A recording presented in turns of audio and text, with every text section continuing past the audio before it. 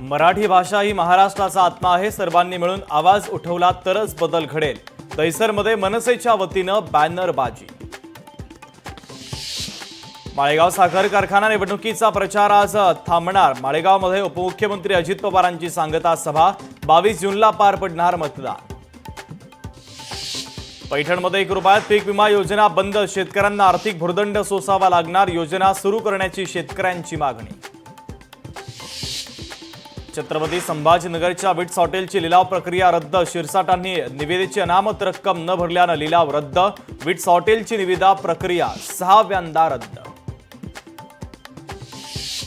उजनी धरणातून भीमा नदीपात्रामध्ये 11,600 क्युसेक वेगानं पाण्याचा विसर्ग. उजनी धरणाचे 16 दरवाजे उघडले. भीमा नदीकाठच्या गावांना सतर्कतेचा इशारा.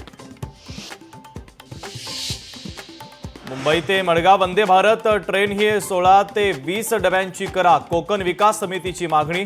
गणेशोत्सवातील गर्दीचा विचार करून कोच वाढवण्याची मागणी. सिंधुदुर्ग जिल्ह्यातील देवगड तालुक्यामध्ये एसटी बसचा आणि रिक्षाचा भीषण अपघात. अपघातामध्ये 4घांचा जागीच मृत्यू.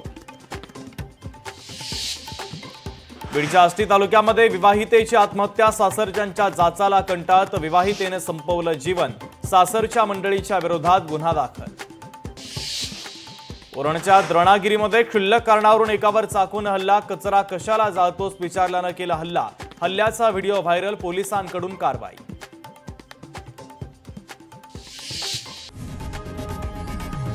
लोकशाही मराठी ऐका, पहा, जागरूक रहा.